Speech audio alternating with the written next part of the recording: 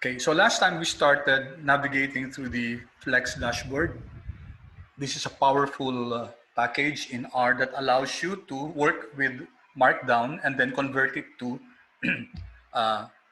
use our Markdown as a platform to generate a dashboard. Now, may iba pang mga ano, no, there are other softwares that can also generate good, powerful dashboards. The reason why we're using Flex is that yung learning curve nito mas madali, no? Kasi may mga ibang dashboards na mas mahirap talaga. Just to illustrate, guys. I'll just remove this para. Okay, so this was in my other class. No? Just to show you guys, yun yung application ng R sa portfolio management. No? We were working on looking at how to optimize portfolio, and we're using R. We're using R. So let me just show you, for example, kung fin kayo, guys, may mga may mga illustration kami ng efficient frontier. Yan. So very interesting and very powerful. But let me ito sa isang subject naman, sorry. Okay. All right. So let's go here. Okay, so just to illustrate, may software, may package, guys, na really very, very powerful as far as dashboard construction is concerned. And I'd like to encourage you to, on your own, study this. Yung simula, guys, medyo quite steep yung learning curve. But once you get down a bit, I don't know, guys, i-check nyo nga kung may Shiny na kayo dyan. Install that package. Check nyo lang, guys, kung may Shiny kayo. Packages. Tignan natin, install.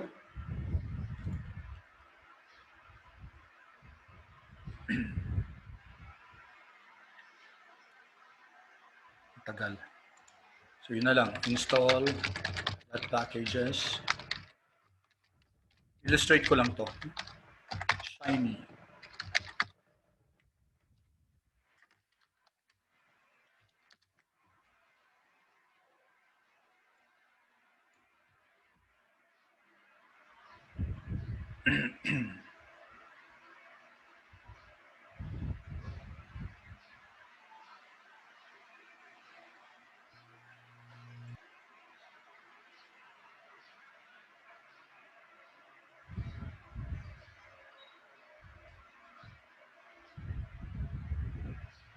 Nag-install sa inyo, guys.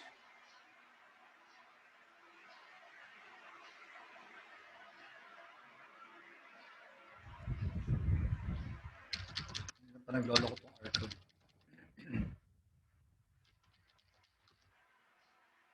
Okay. Let me see kung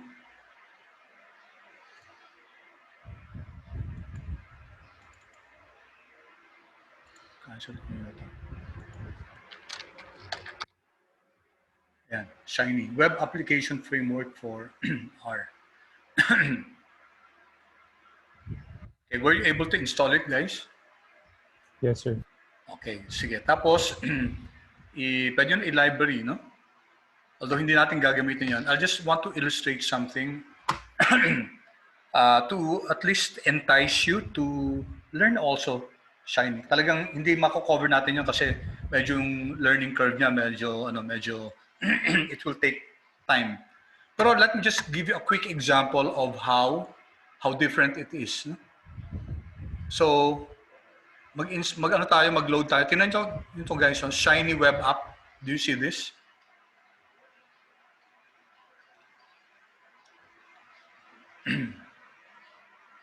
Can you see this, guys?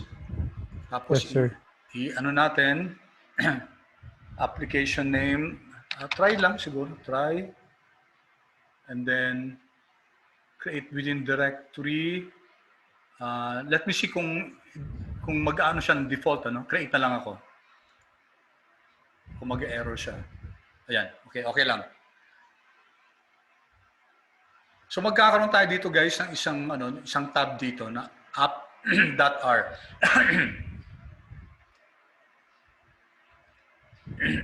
Okay? Do you have this, guys? Itong app.r na to? Sa tabs nyo dito?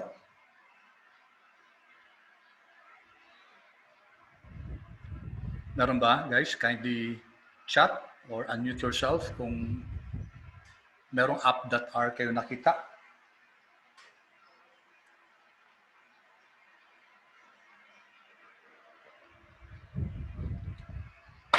Okay, feedback please. Yan, okay? So, I hope everyone has, no? Tinala natin to very quickly. We're not really going to study this. Ito sa library Shiny. Okay, so this is an example. So here, nagre-create tayo ng user interface, no? Fluid page. Tapos notice my application title, my sidebar. Okay, may mga sidebar siya. We're not going to look at the meaning of this code. Okay? So you have here, medyo may code siya, no? Medyo iba siya kaysa sa kaysa kay R mismo, no? May similarities. Of course, alam natin tong creating an object X, beans, etc. Okay? So we're not going to study the meaning of this, but if you run the app, i-run nyo nga yung app, guys. Okay. Save selected.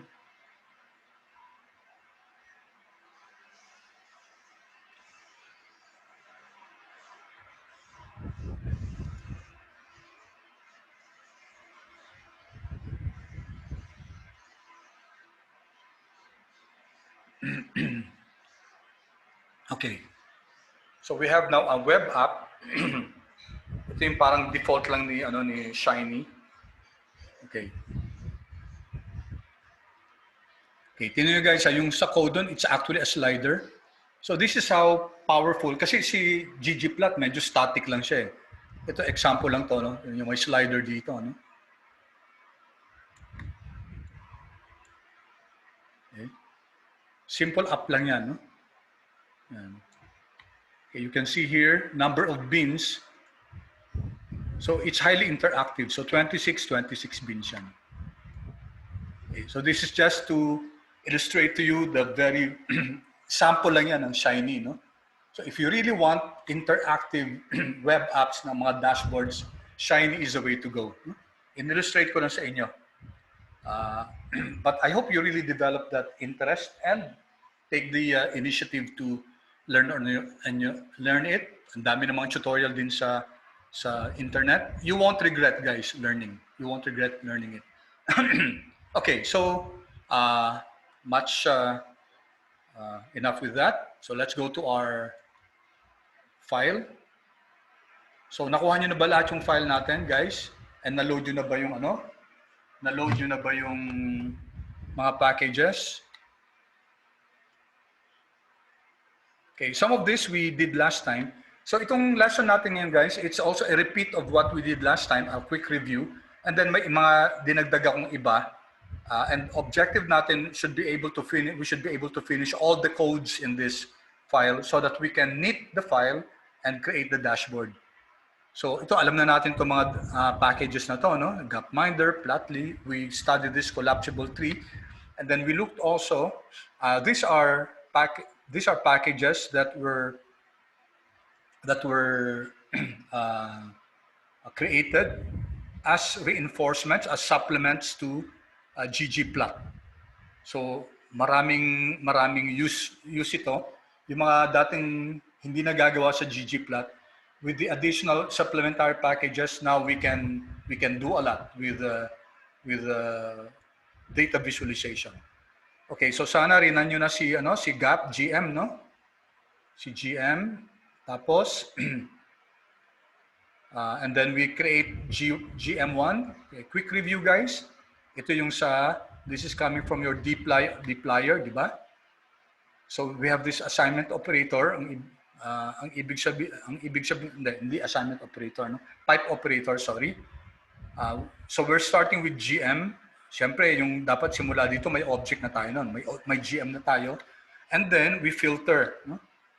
I'm going to discuss this very briefly kasi na-discussion natin to last time, wherein we said that the year should be the maximum year only. And alam natin si GM, guys, ang ano lang yan, ba't nakaganto to? close ko na muna. Si GM guys, ang ano lang yan, ang years from 1952 hanggang 2007. So we're saying that ang gusto lang natin 2007. And then i-arrange siya negative population. Sort the population. Negative means from highest to lowest. And then slice natin, 1 to 50, yung rows natin, top 50 lang na population. And then mutate, ibig sabihin, magkakreate ng panibagong variable, another column, GDP, which is equal to the GDP per capita times population. Because if we take a look at the names of GM, Gapminder na shortcut, ito yung mga ano nila, no?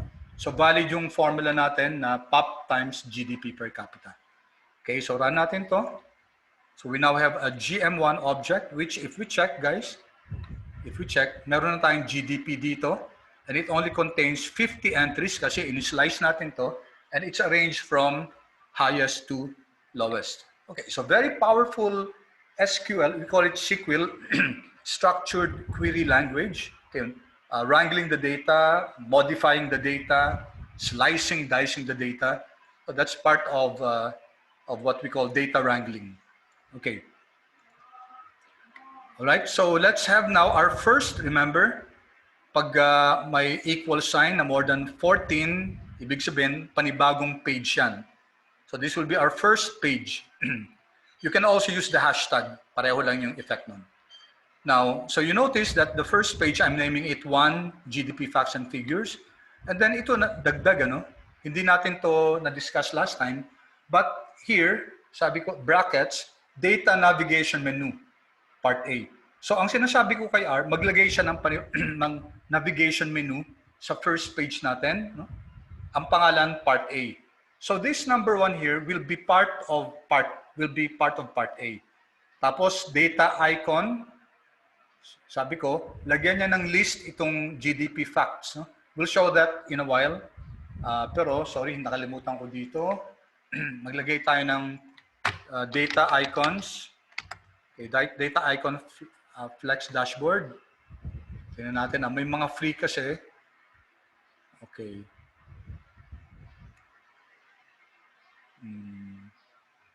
Asan na yan?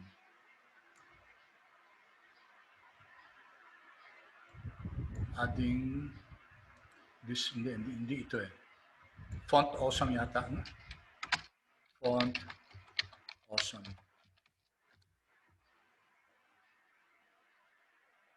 Icon dashboard. Let me just show it to you. Hindi ito, no? Asan na yun? Sorry guys, hindi ko na open free data icon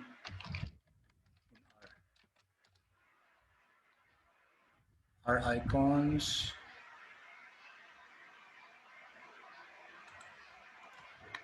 My apologies, I failed to Anyway guys, maraming free icons, no? Itong icons na to magagamit natin sa pag-create natin ng dashboard natin. Okay. So you can, there are several sites. Yung iba may bayad, yung iba free. No?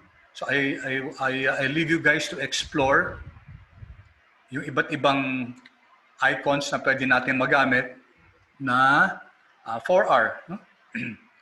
And there's a package called Font Awesome containing different types of fonts and icons. No? Kunyari ito. Different icons which we can use, especially when we're doing dashboards. Okay, so sana makita natin mamaya. Pero sige, tuloy muna natin to. Okay, so this icon is a list, no? So itong icon na to para dito sa GDP facts and figures na makikita natin sa unang navigation menu na ang pangalan part A. We'll see this later when we knit already. So itong si first page natin, may column siya na 50%. Okay? Tapos ito guys, di ba rinan na natin to last time, no? So hindi ko na i-run guys yung mga narana natin, ha?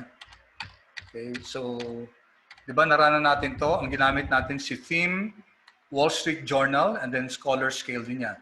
So this is from the Gapminder GM data natin. We're plotting on the x-axis per capita, GDP per capita, and life expectancy on the y-axis. Tapos yung color natin, continent. So, magkakaroon ng legend dito na continent. Tapos si x-axis natin, sabi natin, in-scale natin siya sa log 10. Tapos ang geom natin, point at saka smooth, no? With alpha of 0.5 transparency factor. And then yung width ng line natin is 2. SE, standard error is equal to false. Ibig sabihin, wag lalagyan ng confidence interval. Tapos title, lab, then theme. Okay, by now guys, I'm sure that by looking at some ggplot codes, you're more or less, no? More or less. Except yung mga complicated ones, yung mga sobrang complicated. Pero karamihan naman guys, generally, yung mga plots, hindi naman kailangan na napaka-complicated ng ng code natin. So this is the result of this plot, no? And then sabi natin, makikita natin dito, so yung theme WSJ, andi dito yung legend niya, no? Africa is here. Andito si Africa, no? Majority niya. So ibig sabihin, mababa yung GDP per capita, pero at saka mababa din yung life expectancy. Pero interesting, meron dito guys, may portion dito na mataas yung GDP per capita, pero mababa yung life expectancy relatively. Kasi dito yung Europe, yung green dito, ang concentration nila, life expectancy 80 years old. Tapos mataas din yung yung GDP per capita. So generally, we can say that there's a positive relationship between GDP per capita and life expectancy. The higher your GDP per capita, the higher is your life expectancy. No? Okay, although may mga dito, seemingly may mga outliers, may iba yung parang negative pa nga yung relationship. Okay? But let's proceed, guys.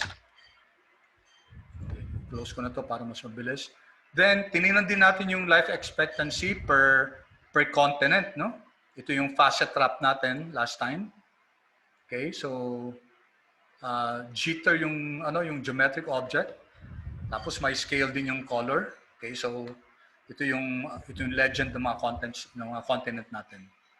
Okay, yung mga na-discussion natin guys, I'll quickly just go over it. Tapos the other 50% of your first page, the other 50% column-wise is this. No? By the way, guys, before I forget, you can also set the orientation to be rows. Pwedeng rows yun.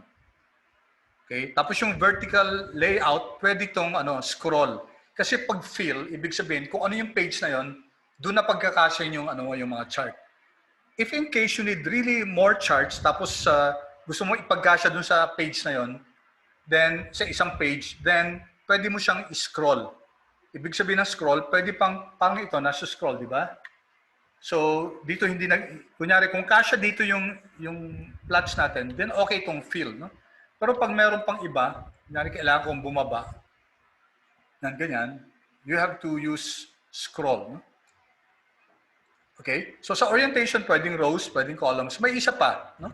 May isa pang orientation, and that orientation is what we call storyboard, no?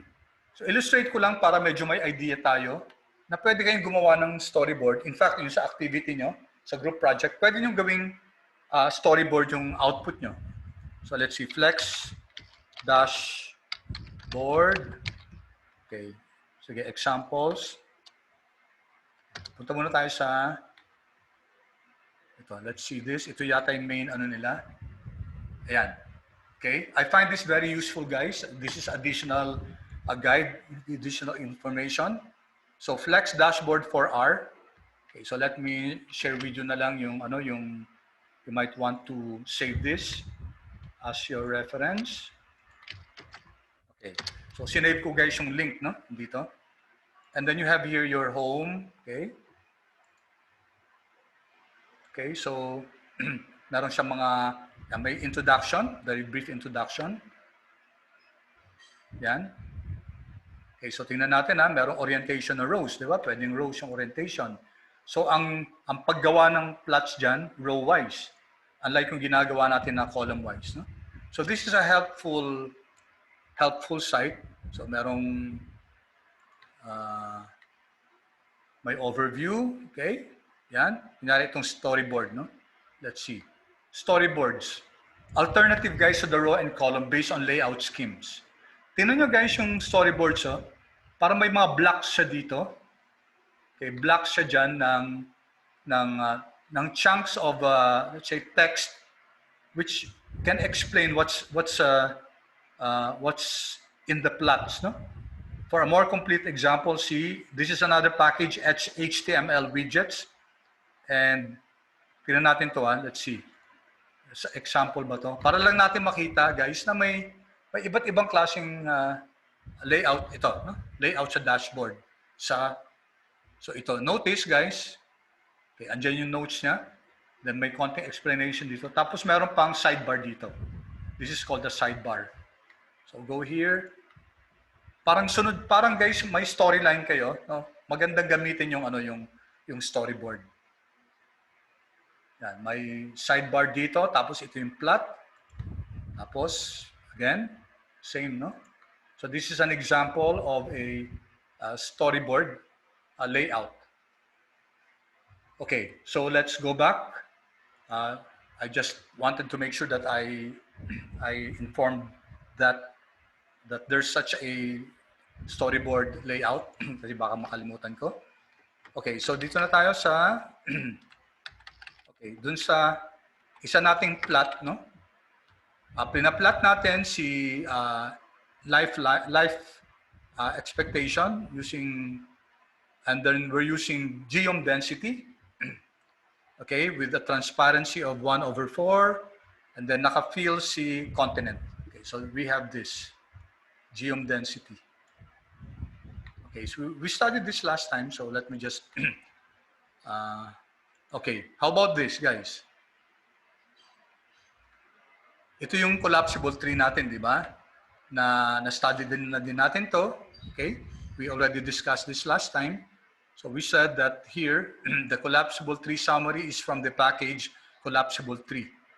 Then hierarchy, sinasabi niyan kung ano yung layers ng nodes natin. So una, si continent, tapos si country. Okay, usually dapat yung mas malaki yung nauuna, no? Si continent is bigger than the country, and then si country. Okay, kunyari, kung gagawa tayo sa, in the case of ASEAN, kunyari, ASEAN, tapos country, tapos siguro city, no? Pwedeng ganon. Alright. So diniscuss natin to. Let's just run this quickly. And then we see here the collapsible tree. And then this is also interactive, no? Pag clinic natin yan, lalabas yung mga other branches niya. Okay. So we have done that already. I-close ko lang tong mga plots.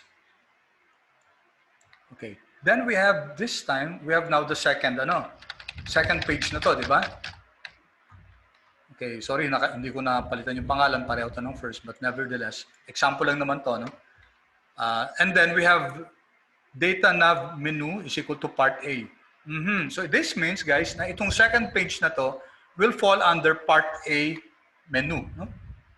Okay? Pag part B to, ibig sabihin, there's another menu na ang pangalan part B, and it will contain itong 2. But in this case, it's part of part A. So that makikita natin yung navigation menu dun sa taas. Pag clinic natin yun, makikita natin si 1 at saka si 2. And then si 2, may icon siya, table. Table yung icon ni ano.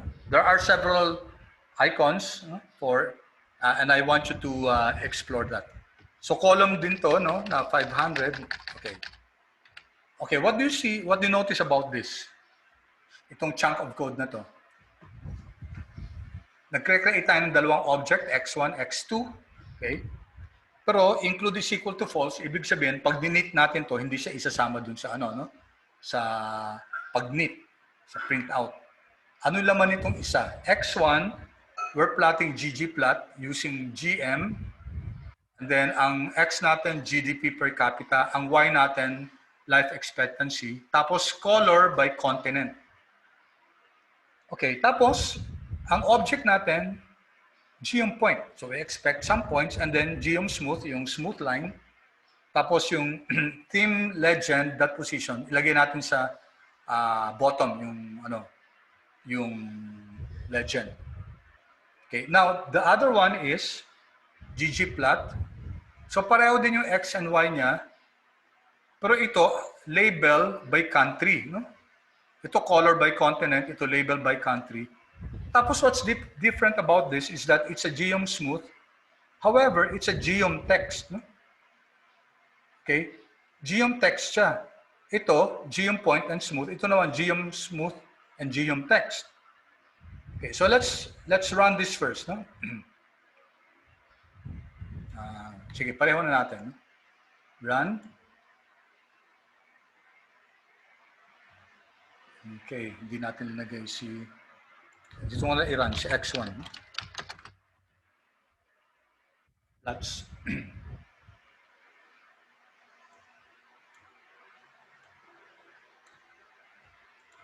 X1.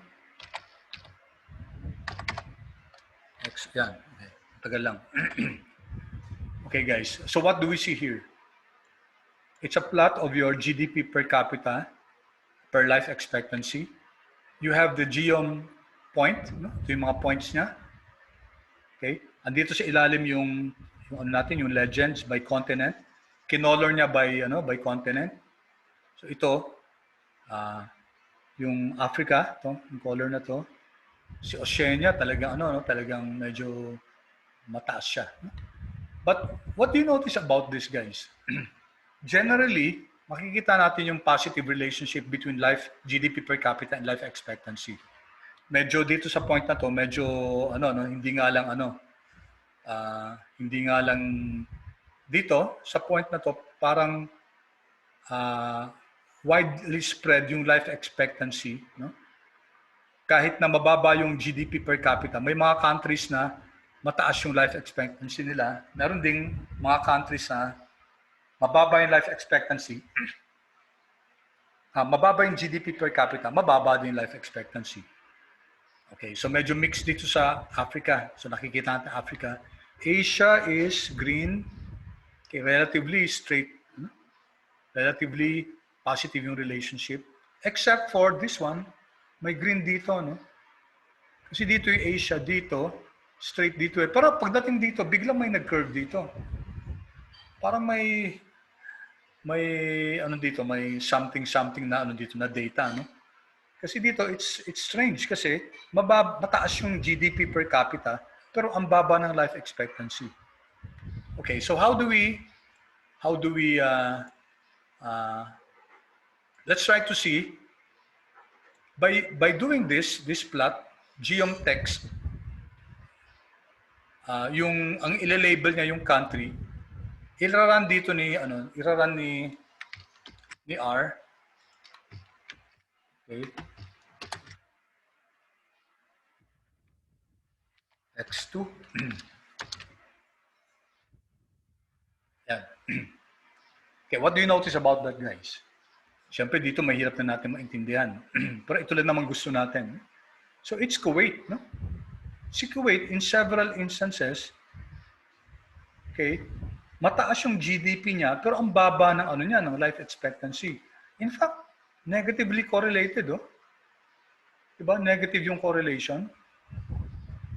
Okay, there are some points here na mababa yung GDP per capita niya pero mas mataas yung yung life expectation. Ito. So it's not the usual, no? Yung karamihan na mataas yung GDP per capita, mataas yung life expectancy. Dito, mababa. Let's try to see, guys, yung tingnan natin sa sa itong GM1 na lang. Okay. And let's type Kuwait. Kuwait. Hanapin natin si Kuwait. Ay, sorry. Hindi natin pwedeng gamitin si GM1 kasi hanggang 50 lang to. So, asa na si GM2? Dito ba siya? Ito. Si GM lang. Wala. Pinutol ko, no? Okay. Tanggalin ko na nga itong... Sorry, guys. Close ko lang itong mga hindi naman natin ginagamit. Si AppR. Close ko na to. Okay, then let me view. Na-curious lang kasi ako sa, sa Kuwait. Let's view GM. Okay, ito. So let's look for Kuwait. Hanapin nga natin si Kuwait. Yan. Okay, from 1952, 2007, every 5 years. Okay. What's happening to the life expectancy, guys? From 55, tumaas naman yung life expectancy, di ba? Kaso, guys, yung GDP per capita niya, 108,000 over time, may ano pa nga, may naging 28 pa nga, 28 no 1987. So this was this during the Gulf War? Was this during Saddam Hussein's invasion of Kuwait? Mukha nga ito. Kaya bumaba yung ano nila. No? So their GDP per capita was going down simply because yung GDP nila, yung population nila tumataas eh. Consistent naman over time. Pero yung GDP nila bumababa. No? It was going down. Okay, actually we can do that. Sige nga, gawin natin, guys. Okay. Mag-create tayo ng let's copy this.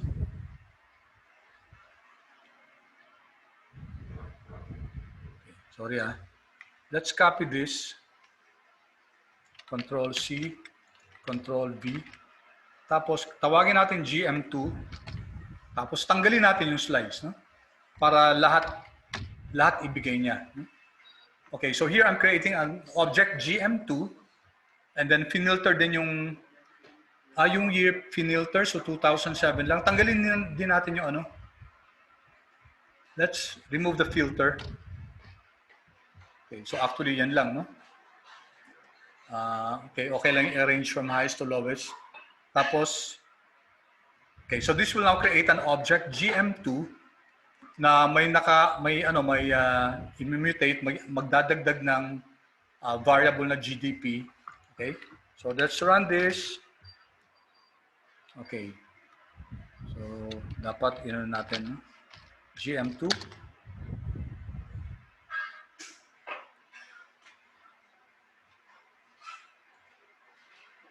Ito. Yan natin. View natin. Tagal. First GM2. Yan. Okay, then hanapin nga natin si Kuwait. Filter natin si Kuwait. Okay. Oh, yun nga guys. So, tingnan yung GDP niya. Bumababa. No? 4, 6, 4, 17. Ano to?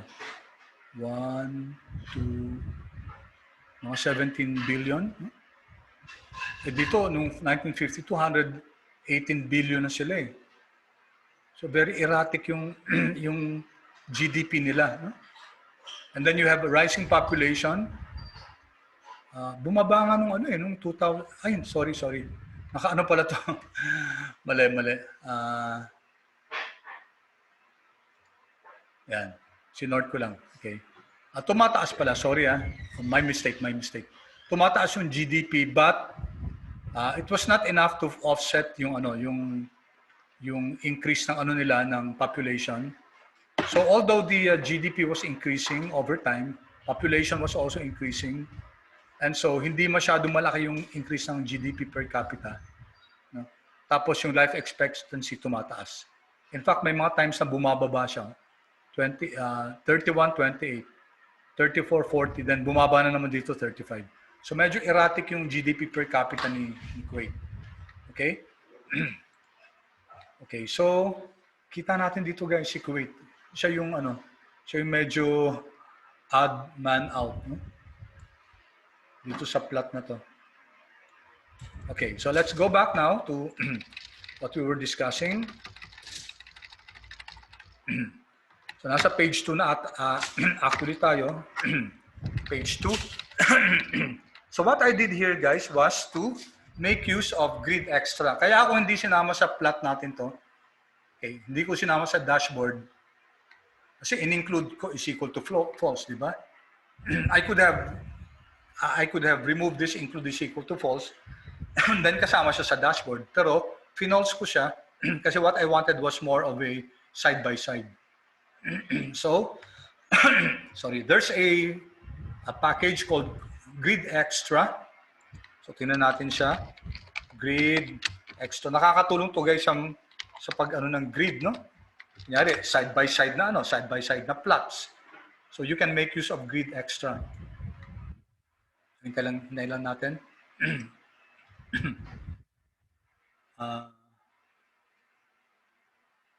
YY. Bakit? Saan siya? Saan na yung ano ko? Wait. Sorry.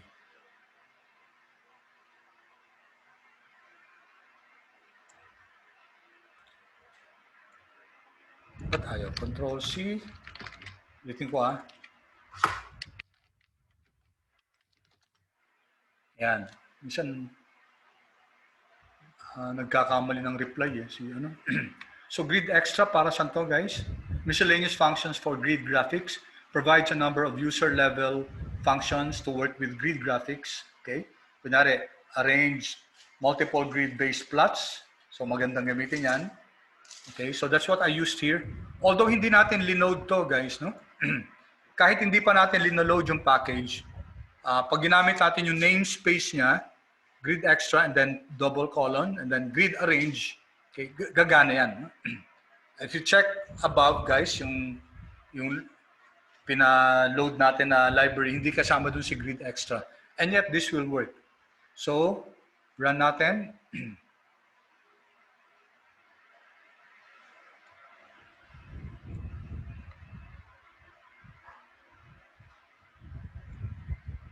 Okay.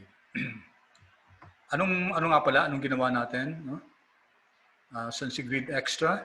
In-arrange ko, no? Pinagsama ko si X1, yung nasa taas na to, X1 and X2 with two columns. No?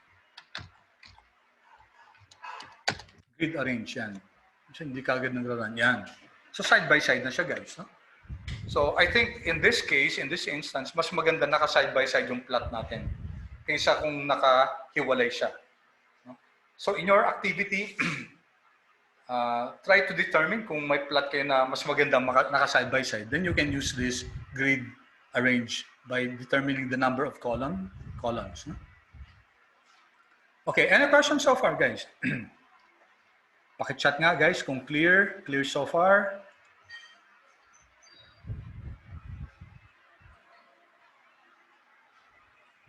Okay, thank you. Thank you, James. The rest, guys, thank you. Juanito.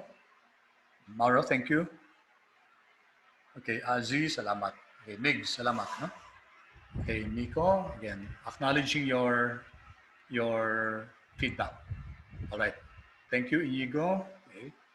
Okay, so I think most of you. I hope, guys, naintindihan nyo, Okay, then, ano na ba tayo? Nasa second page na tayo, di ba? Medyo binabudget ko yung oras natin kasi dapat makompleto natin to, no? But second page, and then this is another 50%. So this is the 50% of that page, second column to. Okay, ito, na-plot na rin natin to, no? GDP per capita life expectancy, pareho lang na nasa taas yan. Ang x-axis naka log 10. And then, ito ang ginamit lang dito, yung bin 2D na geom. So, i-run natin to.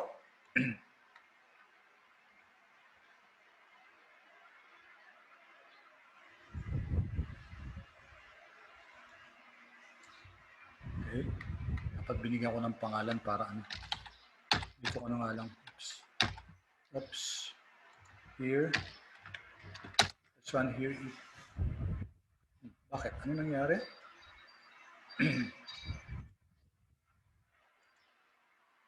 Ay, sorry, but mali. Yun lang kinopya ko. Okay, Control C. Control V. Let's run this. Yan. Okay. Alright, so this is parang bin din siya. Kaso guys, ito ang representation nito, two-dimensional. Okay? So, andito yung count natin, no?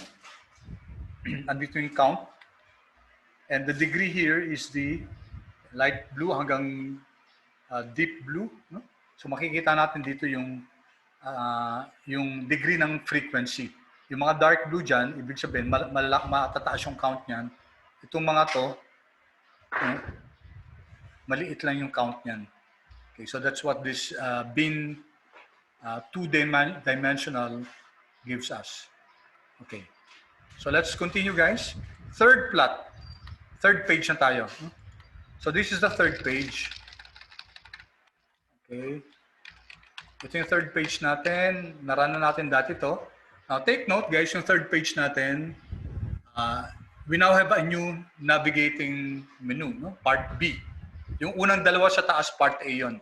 So you expect them to be under yung pag nakita yung navigation menu sa page ng dashboard, nasa part A sila. Ito naman nasa part B. Then ito bibigyan natin ng FA ng icon na list din. Tapos yung first column natin is 550, 55% yung width niya. And then ito pinat natin dati, last time. Okay, box plot to. So we're plotting here the sa x-axis yung continent, sa y-axis yung life expectancy. Combination ng box plot at saka ng jitter.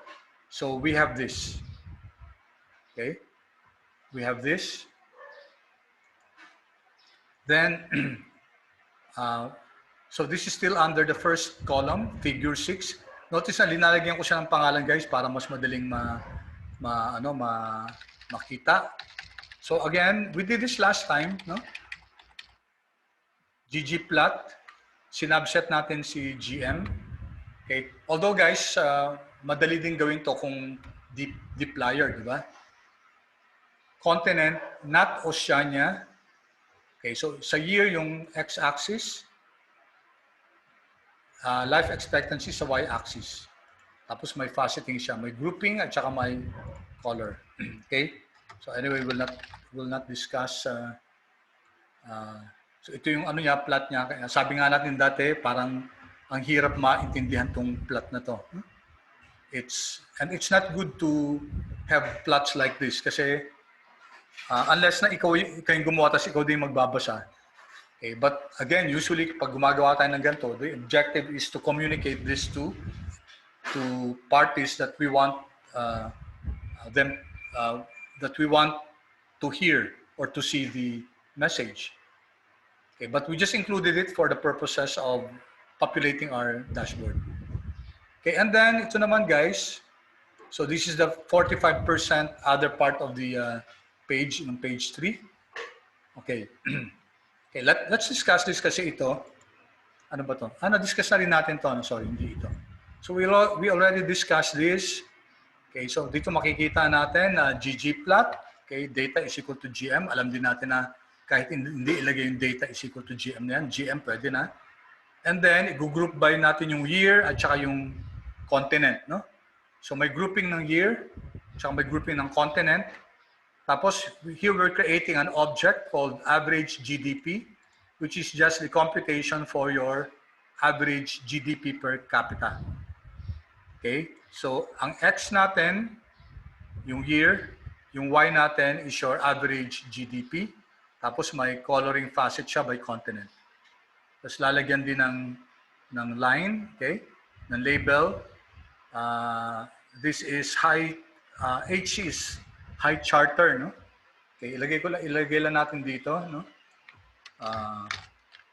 I'm not sure if high C ba? High capital C. Anyway, tingnan ko na lang. High charter, this is a package. Okay, wala raw. High.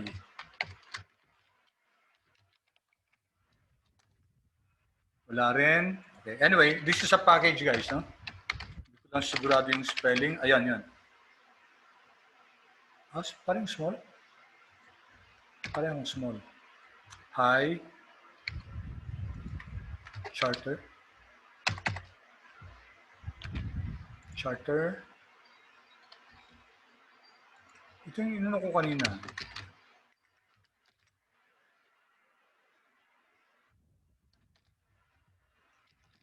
Okay. Anyway, ayaw. Anyway, but this is a package, no? Yan. Hindi ko minsan maano yung arm, minsan isa lang, minsan dalawa. Okay? I haven't really parang come up with a conclusion kung ano talaga yung ano. Ala. Guys, sandali ah. Sandali nag Oh wow, nag-abort pa. Okay, sandali. Ayusin ko lang to ah. So let me pause first our recording. I'm very sorry for this.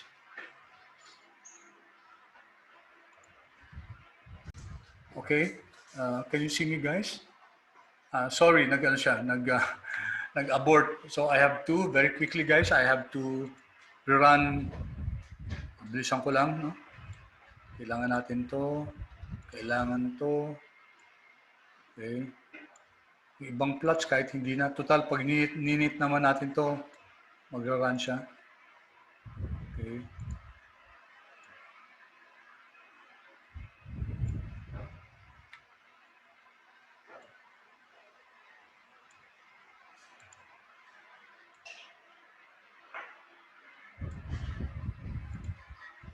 Pwedeng i-run ko lahat kaso minsan mas mabagal eh. Sometimes it takes longer if I click run all. Kaya I decided not to do that. So we're here. Okay, natapos na natin yan. Tapusan natin to. Alright, then ito naman guys, di ba nag-aggregate tayo last time. Okay, so I won't discuss this anymore. It just tells us that you can include tables, not only graphs, not only figures. Okay, so dito na tayo. Okay, then we have here heat map. Nagawa na rin natin to, no? Di ba? Heat map. Sir, Yes. I think the recording is not working on my end. I mean, the share screen. Pero nagre-recording. I mean, sir, the share screen po. The share screen. Sorry. Thank you, Inigo. Thank you. Sorry resumes. Shit. Anyway, guys, ang ginawa ko, kasi nag-abort so nawala lahat. So, riniran ko lang lahat. Okay? So, anong number na tayo dyan? Anong line of code na tayo? Nung natapos natin? Di ba natapos natin to kanina, di ba? Tama ba, guys? Hello?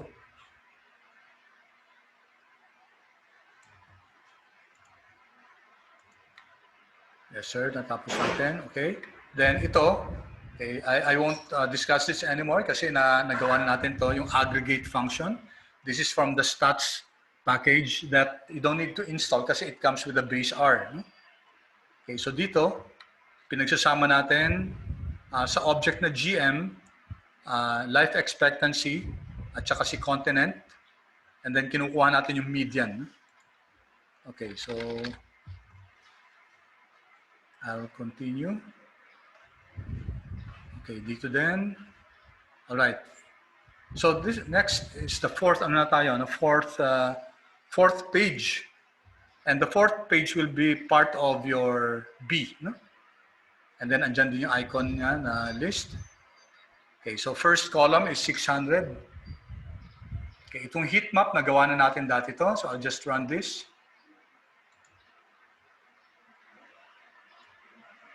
Okay? So makikita natin na yung proportional na size ng mga boxes.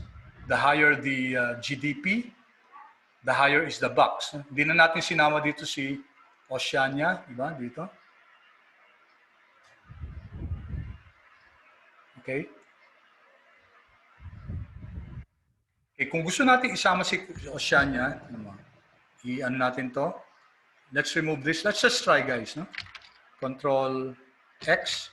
Tapos ilalagay ko lang siya dito para mamaya i-copy paste ko ulit. Okay. So what will happen now to our heat map or tree map yung iba tawag dyan if isama natin si Oceania.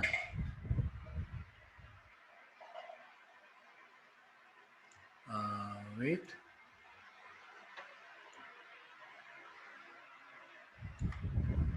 So, finilter lang natin by year. Okay, so run.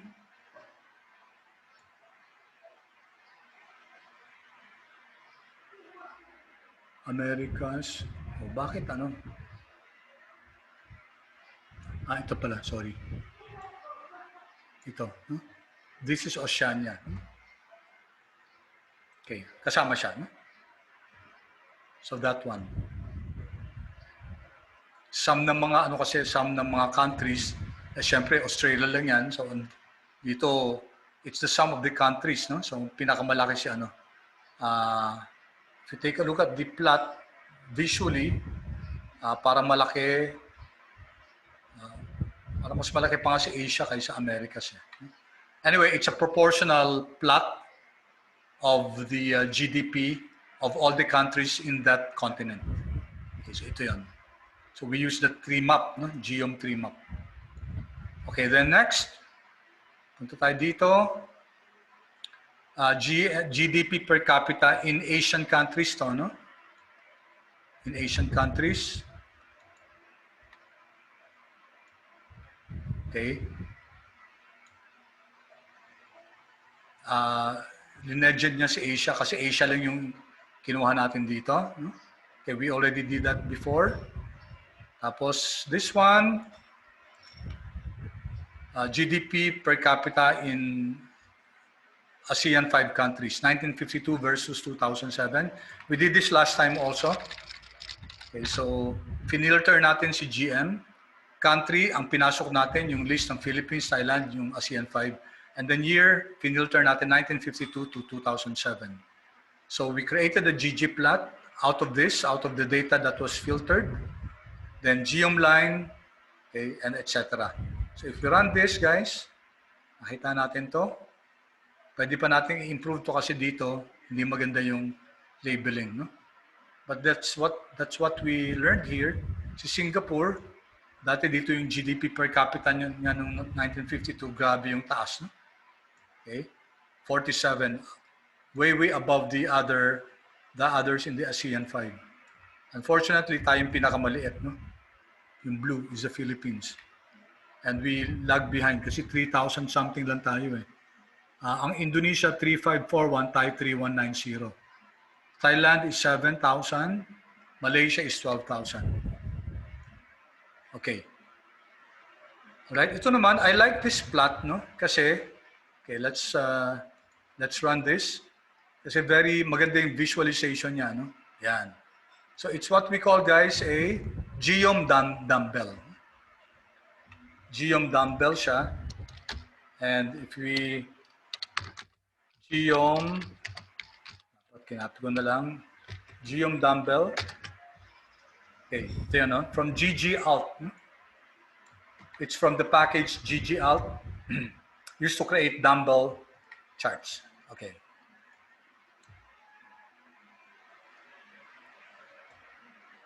Okay, so I said I like this. Ang linis, ano guys? Ang linis. Actually, pwede pa natin i-improve yan. Very clean and very clear yung message, yung pinapakita niya. Si Japan, ang pinakamataas na life expectancy, 80 plus. If you know Okinawa, guys, Okinawa is an island off the coast of Japan. Tapos ang mga average age doon 120, 125. Kaya nga may study na tinatawag nilang the Okinawa effect. No? They were studying why people in that place would live that long, 125, 120 years.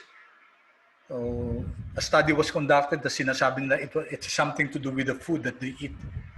Kasi karamihan fresh, no? And they say isang particular na staple sa diet nila is tofu. No?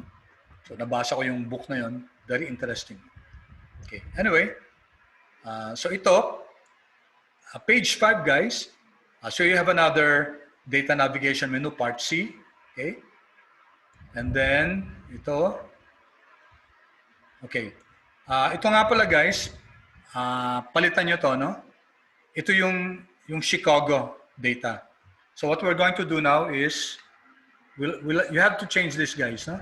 Hanapin nyo kung saan nyo sinave yung Chicago data. Okay, kunyari sa akin, andito yan sa, andito, no? It's in this file location. So how do we get the name, guys? Okay, by the way, sorry, bago ako ituloy.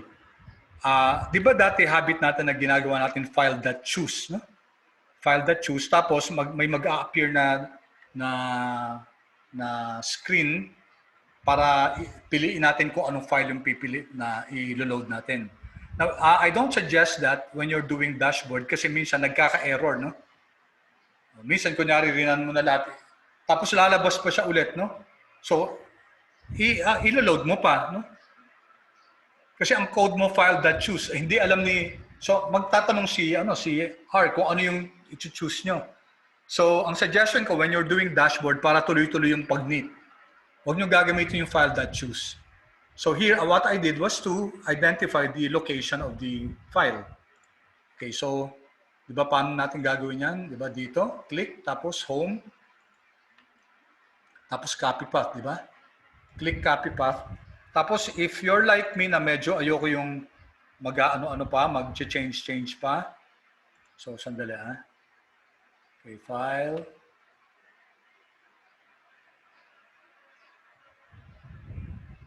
File, ang tagal.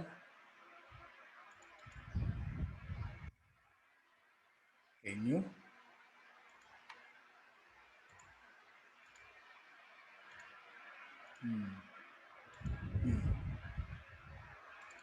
So, maybe this could help as a shortcut, no?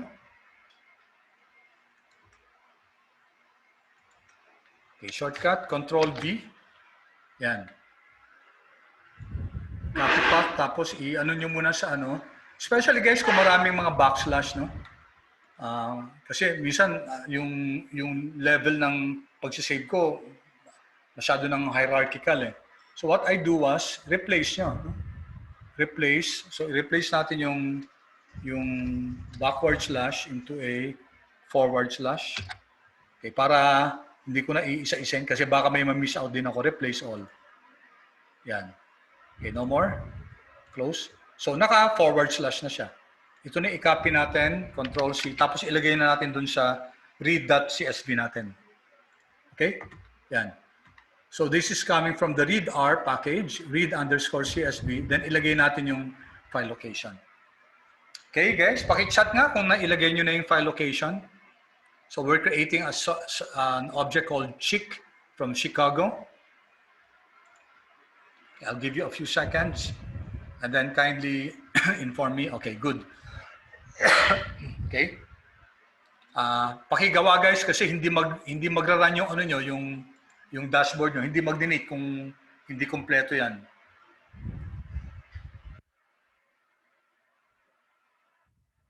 Okay. Okay.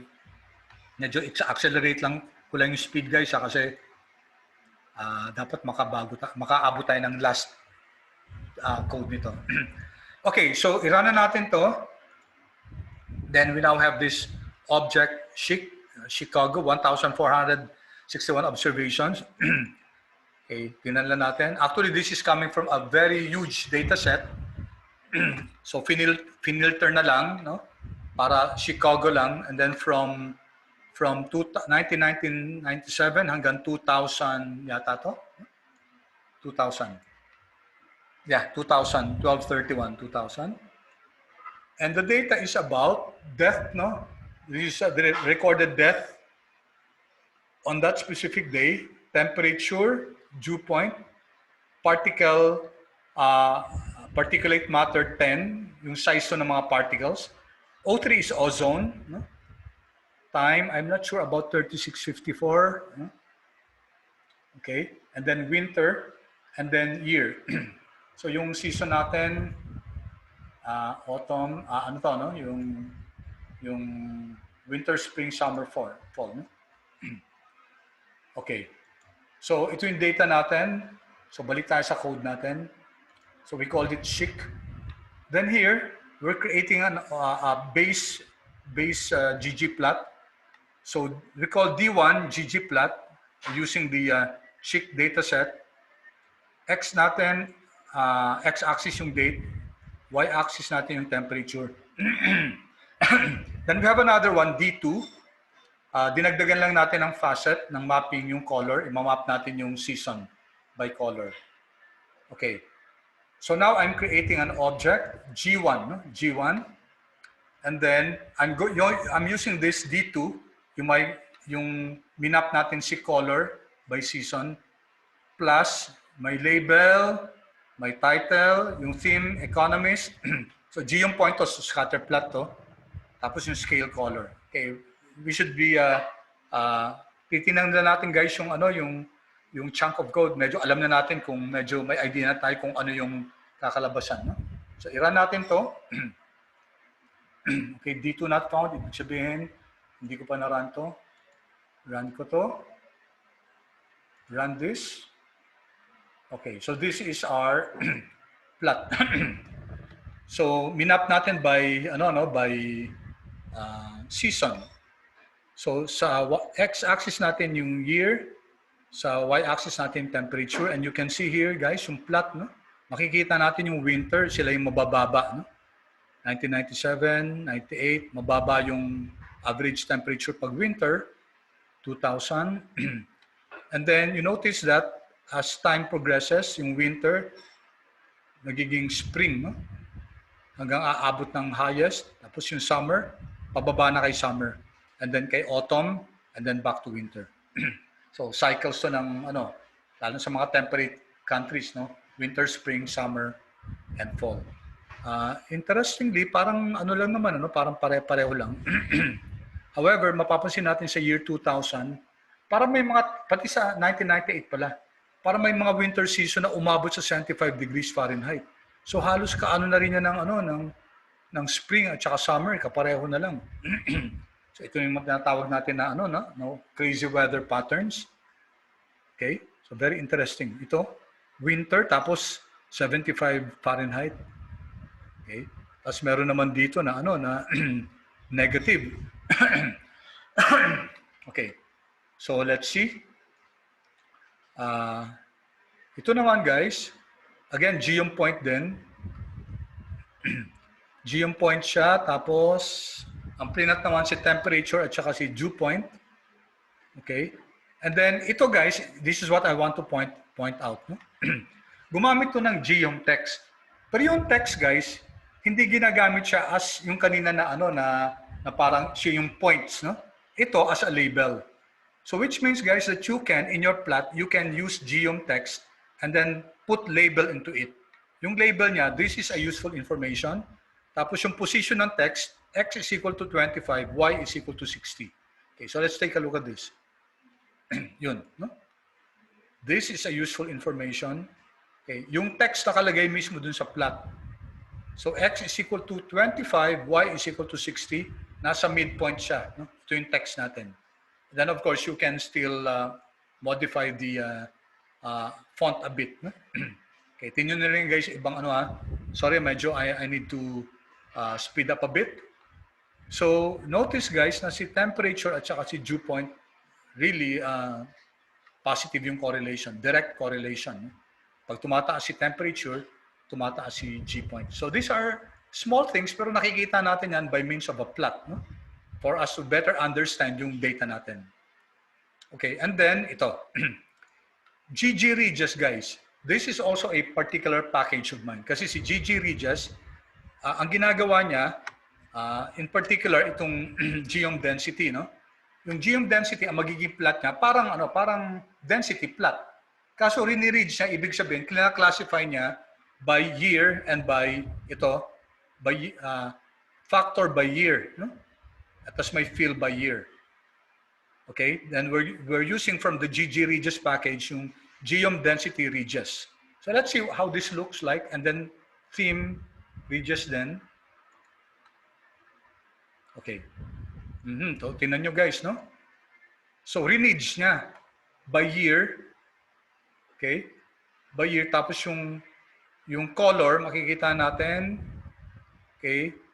So, itong dark blue, yung year to, no? Itong susunod, year din yan. Year. Magkakaiba yung kulay nila. And then, pinirepresent sila in such a way na by year, no? Yung color at saka yung feel. Okay, so if we take a look at this, halos pare-pareho lang naman, no? Wala namang masyadong change. Okay, mukhang parang consistent naman yung yung plot natin na 1997. Halos pareho din yung median nila.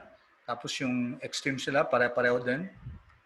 Yung to the left at saka to the right na values. Okay, so let's do another one.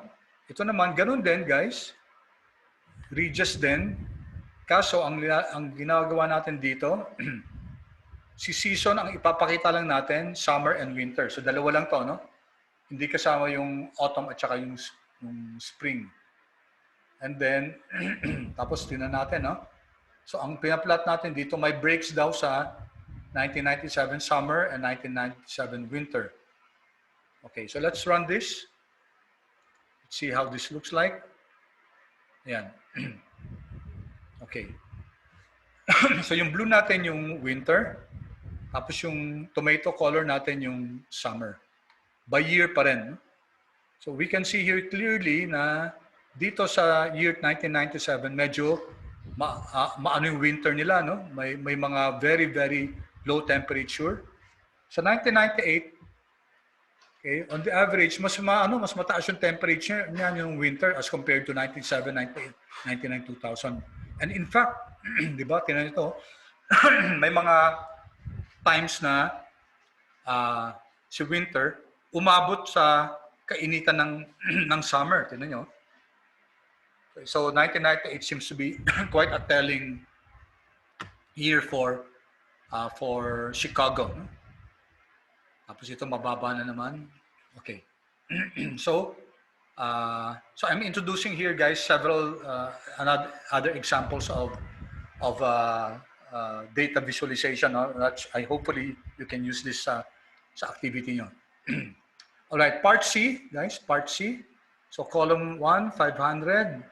Okay, this is also plotting season at saka O3, no? Si ozone layer. So ang ginagamit dito is violin, no? Violin with jitter. So expect yung parang violin shape na tapos may jitter siya. Tapos flip natin yung coordinator, yung coordinates, no? So we have this. So violin shapes na geom jitter. Tapos naka-flip yung kasi ang nakalagay dito, ang X natin is, okay, ang X natin season, ang Y natin is O3.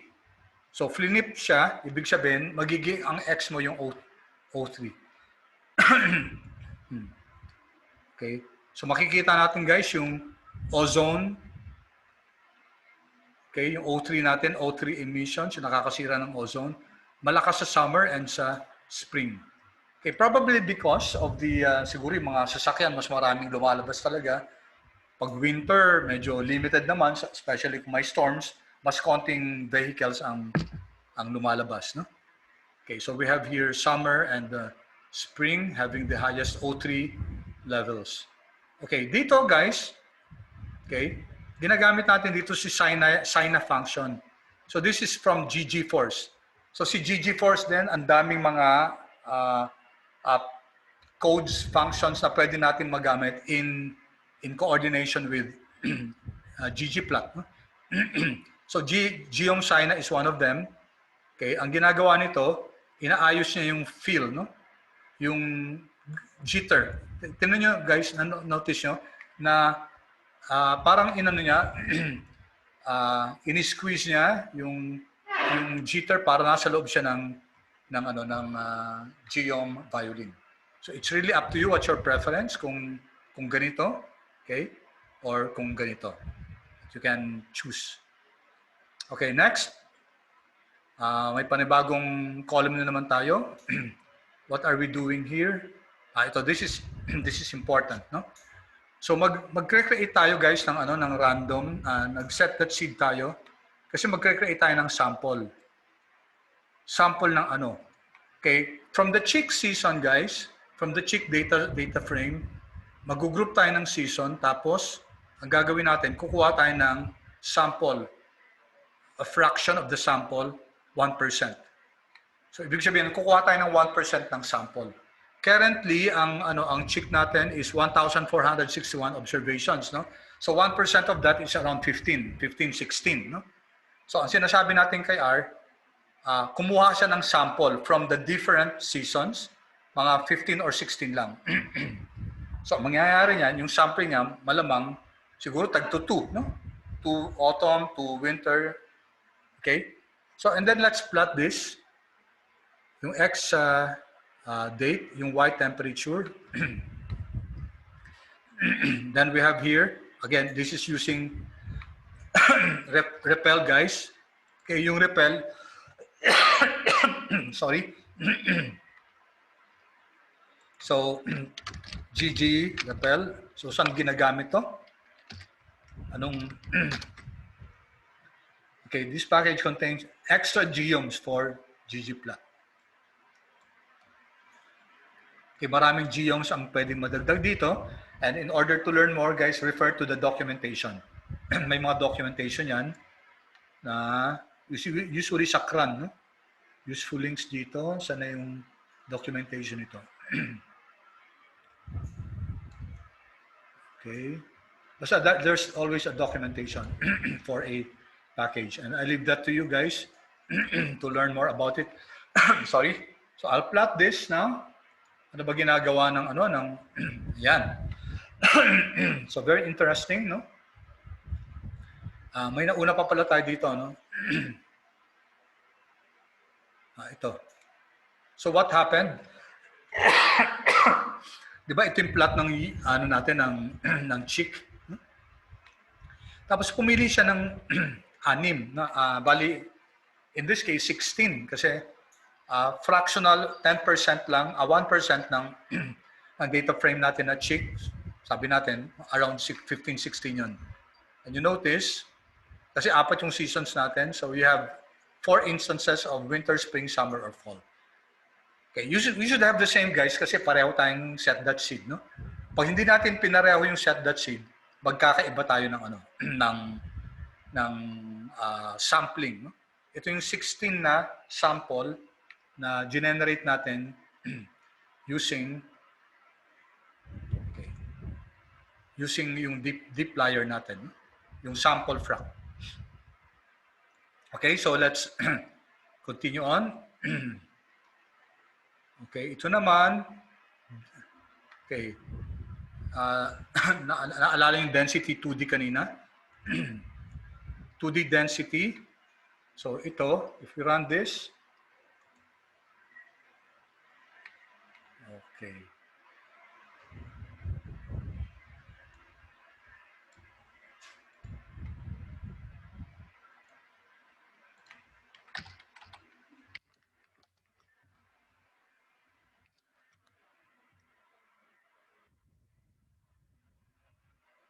Kailangan i-run ulit.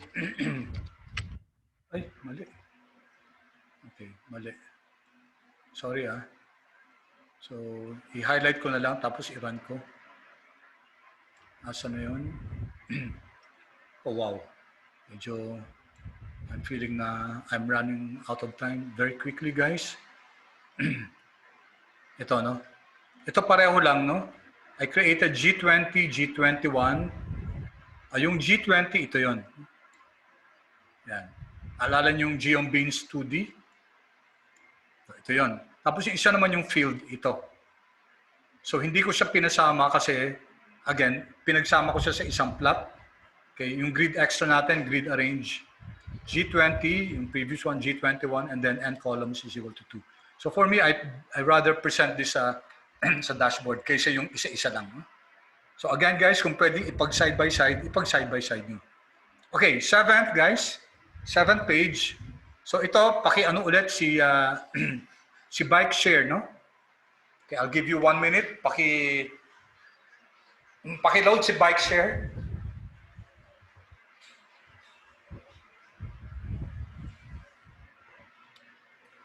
When you're done, paki-chat guys, no? The other file, CSV file that I sent you.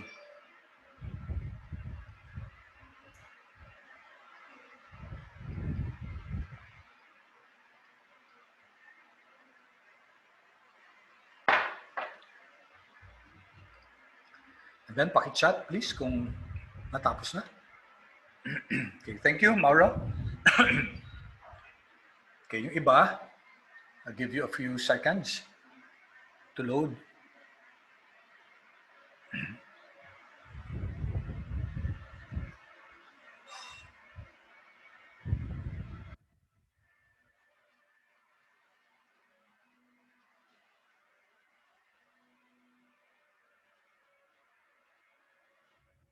Thank you, James.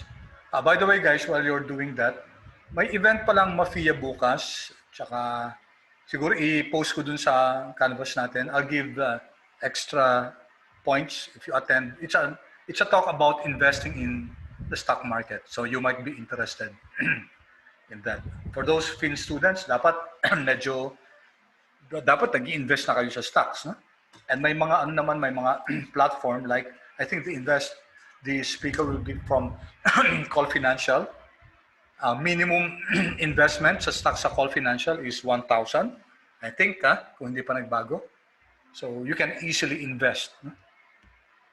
Okay, the rest guys, okay na ba? Okay, done. Okay, sige. So let's continue. So I'm going to run this para ma-access natin si bike. Tawagin nating trips data frame. Okay, now take a look at this guys. Sa 7th page, column sidebar. So if you do this, ang gagawin ni R, maglalagay siya ng sidebar sa gilid. Parang yung kanina pinakita ko sa inyo sa storyboard, di ba may mga sidebar? So pwede kayong maglagay ng text doon. So in your activity, you can use this to put text, to put explanation to a particular page, for example. Okay?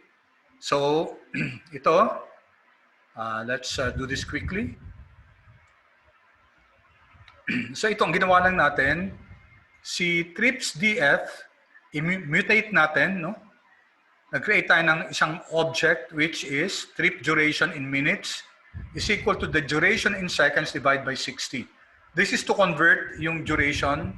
Kasi if we take a look at, tingnan muna natin very quickly, si trips.df, okay, marami siyang variables, trip ID, duration in seconds. So this is the number of minutes na hiniram yung bike kasi bike sharing to no? Tapos merong start station name, start station ID, end station name, etc. So these are the variables. So it's a bike sharing platform. So siyempre record nila lahat ng mga humihiram, kung saan pumupunta, saan sinole, yung time. Okay, so kinonvert into minutes. Tapos ang filter natin, filter ibig sabihin tatanggalin yung mga minutes na filter ibig sabihin tatanggalin yung mga minutes na less than 60. Okay? Hindi, sorry. If you filter, ang i-retain lang yung less than 60 minutes, 1 hour. Mga 1 hour lang. And then ggplot, no? Si X yung minutes. Okay? Tapos may theme, tapos may ang object natin histogram. Okay, so run na natin to quickly. All right. So this is our histogram, number of trips. So sinabi natin number of trips na okay, number of trips. Ang duration dito, yung mga ano lang to mga duration na less than 60 minutes. Okay, hanggang 60 lang siya, di ba? So makikita natin ang maraming trips, ang maraming humihiram hanggang dito lang usually. Okay, 120 plus people.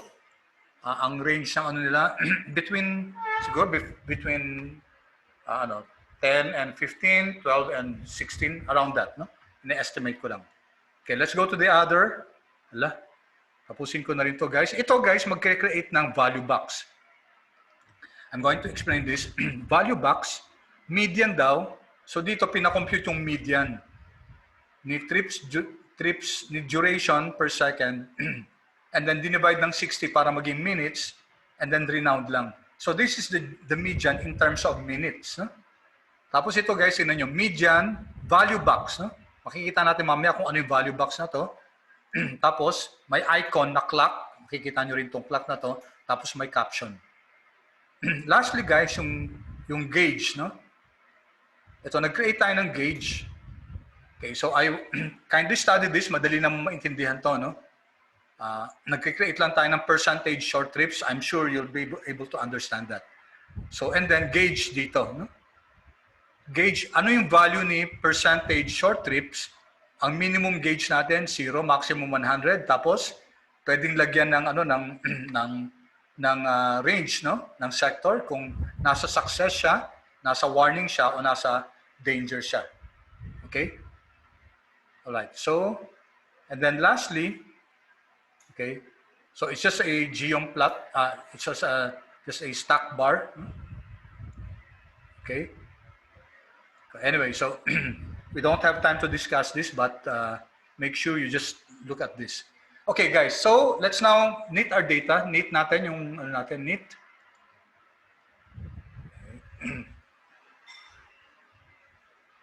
Okay, if you're knitting that for the first time, di ba mag-ask ng kung saan i-save yung file.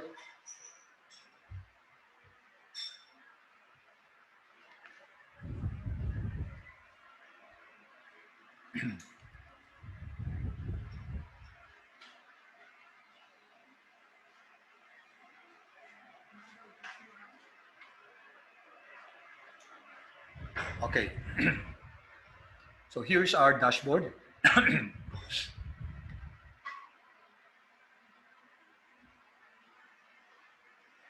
Yan. Okay. So here's our dashboard. Okay, paki-chat nga guys kung nag-knit sa inyo, please, para may idea lang ako kung nakapag-knit kayo. Okay, thank you. Yan, sana nag-knit. Yan, good, good. Yan, thank you, thank you. Okay. So, tingnan nyo guys, ha? I'll quickly just go through the plots, no? Ito yung mga plots natin kanina. Part A, no? So, ito yung sinasabi ko sa inyo, no? Ito yung name ng dashboard natin. May apat na parts kasi, di ba? Linagyan natin ng navigation menu. Part A, ang laman niya yung 1 and 2. Ito yung icon, no? Yung list at saka yung table. Okay, may iba pang icon dito. Anong icon dito? Ito, no? So, there are several icons which you can use. Pwede doon sa nature ng, ng data, syempre. Okay, so, if you click this, ito yon, no? Tapos, if I click this, ito yon. Okay, so you'll have whatever you plotted there in your Flex dashboard, lalabas dito yun. Ito, ganun pa rin, no? Interactive pa rin siya. Okay, then si part B, yan, yung plots natin, ito yung table natin. Okay, ito yung mga pinagagawa natin kanina. Si Asian Focus, ito. Okay, and then si part C, temperature in Chicago, ito yung geom density natin. Okay. And then, temperature in Chicago, ganun din to, no? Ito yung, natin, grid extra. And then part B, part D, isa lang, bike share. Okay, tingnan nyo guys, ito yung sidebar. So you can write several things here. Tapos tingnan nyo ito, yung value box, guys. Mineasure yung median, sinagyan niya as a value. Tapos ito yung icon na clock, yung sinabi ko kanina. Tapos ito yung gauge. Ito yung gauge. Alright? So that in a nutshell, guys, is yung Flex dashboard. Siyempre, may may activity kayo. Again, group to be submitted next weekend again. So maglalagay na lang ako ng You can use the same data that you use in the latest activity, or you can make use of another data set. However, ipa-plot ko ulit yan sa GG Drive para walang duplication. Okay, so I hope you learned something today, guys. Paki-chat na lang kung may natutunan naman para naman ako ma-encourage kahit papano. May natutunan ba?